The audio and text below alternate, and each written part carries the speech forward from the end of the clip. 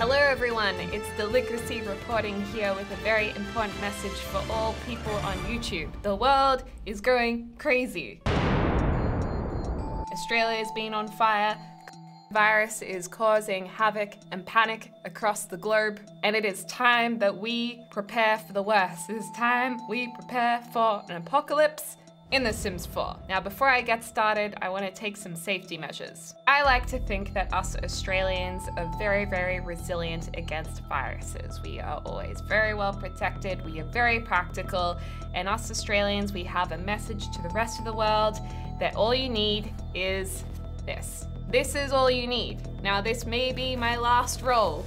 There's nothing left on the shelves, but this is gonna protect us from any apocalypse happening. There is no way virus is getting through this ply count. This is protection at its very best. What do you think? This is my protection for virus. Yeah, don't get too close. There, I'm gonna re-roll this up so we have toilet paper because I don't know when I'll be able to buy any more. So I've moved to Strangerville as my choice for where we build for the apocalypse. Why? I like the fact that we are on higher ground. So if a tsunami comes, we're going to be protected. If there's flooding, we will be protected. And if there's an earthquake or something, maybe we'll also be protected. And there's plenty of running water. Oh wait, this is a road. Deligracy Sim is in her apocalypse outfit. She will survive the apocalypse. She is masked. Her head is protected. Her hands, her feet are all protected as well. She is ready for action. Unfortunately, I couldn't cover her in toilet paper. Now, one thing is, I am not very well educated about what people do in the real world when it comes to building homes that will survive doomsday. What are the doomsdayers doing? Well, let's have a look, shall we? 12 houses where you can ride out the apocalypse. What are people doing in the world? Oh my gosh, what is that? This is a former rocket mine. In this luxurious complex, one can survive a nuclear explosion without sacrificing comfort. This is pretty cool. This house has movable panels that easily turn into a concrete cube, completely protected from any external influences. Entry is via a bridge leading to the only entrance on the second floor. So maybe we need a moat. Built in 1969, this bunker can withstand an array of potential threats, including a 20-kiloton nuclear blast, 32 acres of land, 3-foot thick walls, decontamination showers, and an updated air intake system. Wow. Oh my gosh, it's like a tiny bunker home. Oh my gosh, maybe we should make a tiny catastrophic prevention unit. Flood protection. Yes. Tsunami-proof building? I think we're gonna be able to build a fantastic, tiny doomsday build. Okay, so first up, I want to elevate the lot a little bit. We need to make sure we're high off the ground for our tiny home. Let's just build this bad boy up. Okay, that's pretty good. This is definitely going to be hard to get to. And we're gonna have to also make sure that we have a bridge that is going to go across some water. So let's lift this up a little bit. Let's just build this up and we can delete this underneath. Okay, so now we have a floating bridge. Now we also need to surround the borders with water. And you know, if we're playing in The Sims, we could even put fences all around the water and then the Sims will die if they try and come in. We also need to find a way to actually get up here. So this is kind of gonna go into our bunker mountain. And we also wanna make sure that it's quite small because we don't wanna have too much space. And I also think it would be very important to have some form of lookout tower. So I'm gonna build a lookout tower because that's just what we need. This is reminding me of Firewatch or something. I feel like if we curve the staircases, the enemies are going, or the zombies are going to find it just that little bit more difficult to get into. It's crazy because you've got like all these YouTubers, Little Simsy, the Sim Supply, Vixella doing these shell challenges. Well, what happens if the shells are coming for you? You know what I mean? It's time that we take this seriously and we start building to protect ourselves. So I challenge everyone to build the best apocalypse protection home possible. Now this is starting to look really good. Like, look at that.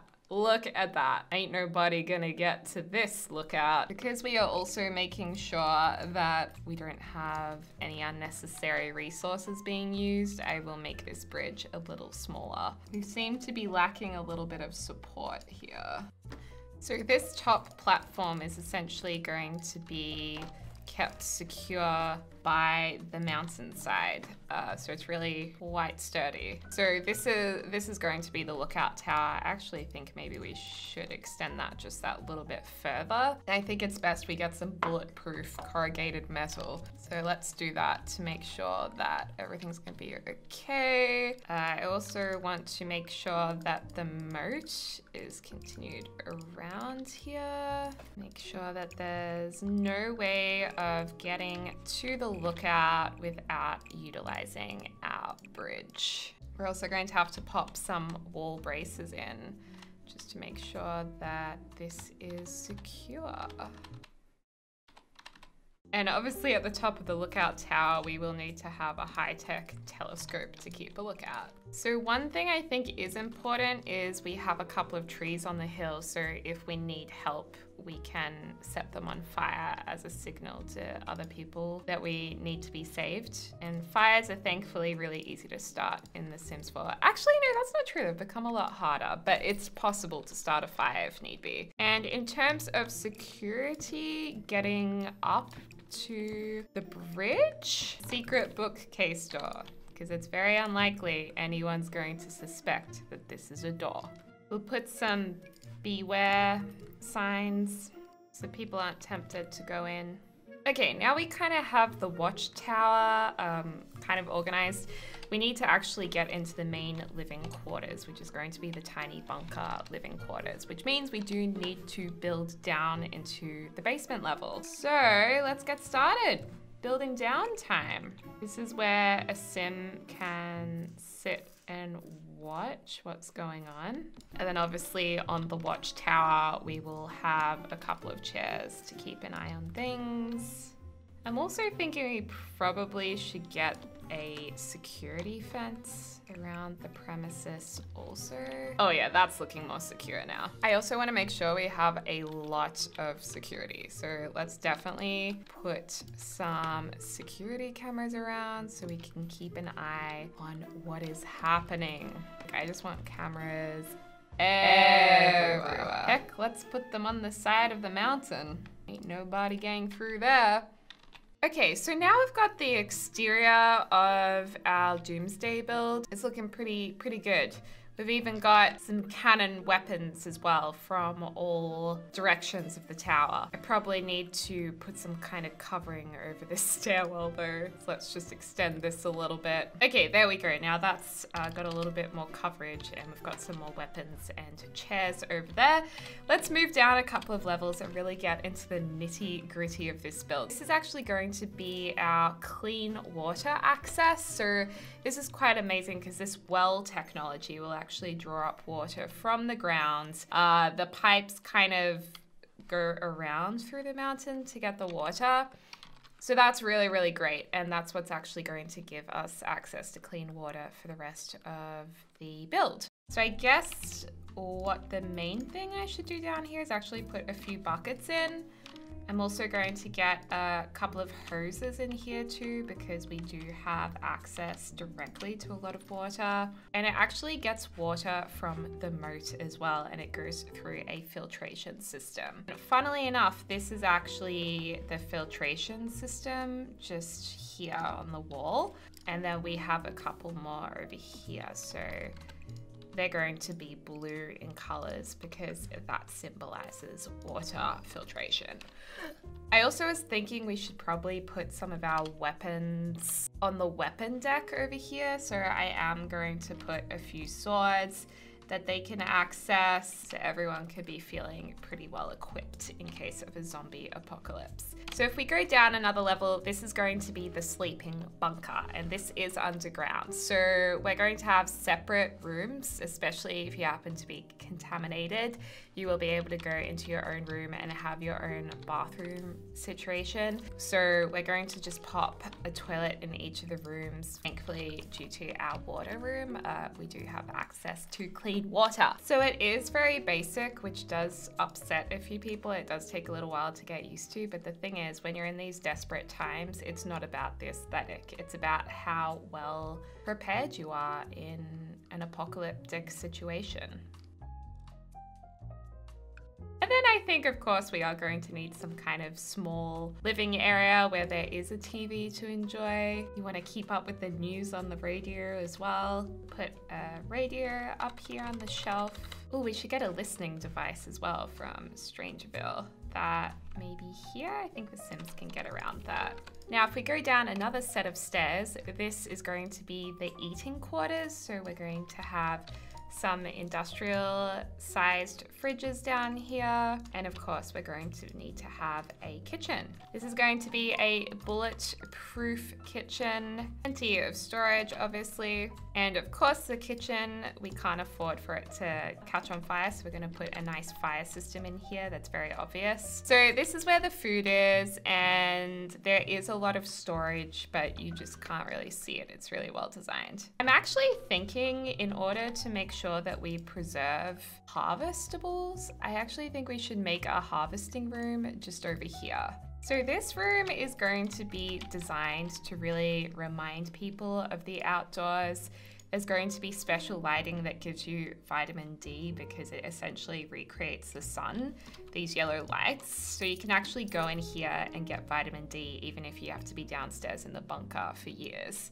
So this is actually where a whole heap of crops are going to be planted. I'll put like some seeds in here as well in case you can't find exactly what you want. And over in this room is the room that is made to look like the outdoors. So this is where we're going to put a spot to work out, a spot to also relax and get a tan from the artificial sunlight. We've got some clouds around to really make it feel like it's the outdoors. You know, you might give birth to a child in here who never gets to see the outside world. So it is very important that we do recreate a livable simulation experience. So here is a tanning towel, so you can actually get a tan here. You can ride a bike in here around as well if you want to, and you can even go for a run in the great outdoors on your treadmill. So that's a really nice little space. Okay, moving down another level down here beneath the sunlit room. This is actually going to be the hospital quarters. So this is if anybody needs any medical help, this is the place to come to. You can even have a baby down here, which is really great because, you know, you might need to keep the human race going. The organ can just sit here. Probably wondering what is on the last level, and this is actually going to be our research facility. So this is where you're going to keep updated on what's happening in the outside world. It is the lowest level because if all else fails, your research is probably your most important thing. Actually, no, probably food and water, but that's okay. There's extra food and water in this thing. So what we're going to need in here is some serious desk utilities. We have high-tech desks down here. Excellent technology. We're going to have some world-class computers here as well. And a lot of files too. There's even a spray gun for protection if anyone makes it down to the lowest basement level. One thing we need to hold on to is knowledge. We can't let go of books. And last of all, we do have some hazmat suits that your Sims can put on if they do need to go up to the outside world and have lost all other protection. And sanitizer, of course, certificate qualifications. Birth certificates are also quite important too, I guess, to prove one's identity. This is just basically like the knowledge room. Oh, photos. Yes, we could have like a little photo area over here.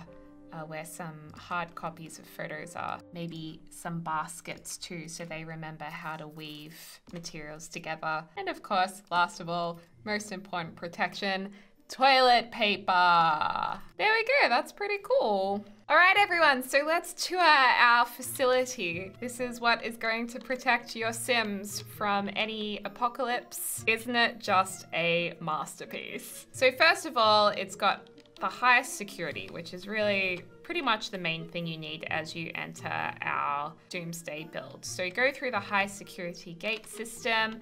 There is a moat, so if you think, oh, I'll just swim over to it, I don't think you're gonna get there, buddy. So that's very good security. And then you're probably left to think, well, I don't know how to get in.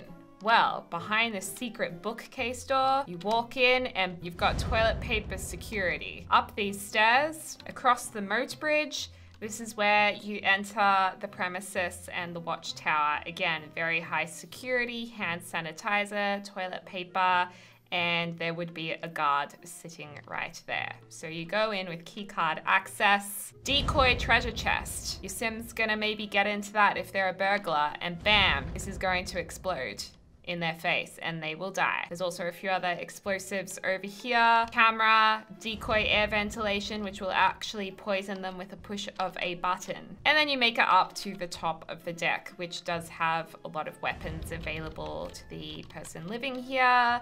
Swords, it's basically your weaponry station. Up to the very tip top of the watchtower is the ultimate telescope watchtower, where you can pretty much see everything from high above with top-notch security technology. Making your way down into the bunker, we start off with the water room with the purifying well. It might look like it's old technology, but it's in fact a decoy again, and it is new cleansing technology. We've got our water filters and purifiers there, plenty of toilet paper, hoses, buckets. Head further into the bunker, and this is completely soundproof, bulletproof, bomb-proof, everything-proof. You ain't gonna get a tsunami in here. You ain't gonna feel an earthquake. We like to call these the sleeping pods. So very basic bed, shower, wardrobe space, lantern and toilet, toilet paper and sink and mirror. You don't need to have much else than what you have here. On the next level, we have the eating quarters. So this is where there's a stock up of things like olive oil and other food supplies, canned food, canned mac and cheese. As we can see here, Deligracy is demonstrating this. Now, what not many people would know, only the most trusted Sims, through this secret bookcase door is actually the outside. They call this the outside. Any inhabitants who have never seen the real outside will believe this is what outside looks like. And this is actually where we're going to be protecting our food produce from going extinct. This is the outdoors. You've got all your regular outdoor activities. You can go for a run, you can go on your bike, you can get a suntan, and these revolutionary technological sun lights will actually give you vitamin D emissions. Really fantastic stuff. You think that's it? Well, you're wrong, because there's yet another level of the bunker, and this is our medical quarantine area. So if you do need to be quarantined, you will be put into the bubble boy captivity. There's also a baby making station and also a spot where Sims will be locked up if they are diseased. This is where we can make our own self-sufficient medication, no need for a chemist, and that's really the message that we like to say in this bunker build. No need for shops. We are self-sufficient. And I bet you're thinking, what else could there be? Well, down in the lowest part of the bunker is our research facility room. This is where the research happens. This is where we've kept the most sacred books. There is also great ventilation. Certificates, birth certificates on the walls, all of those important documents that you will need to keep.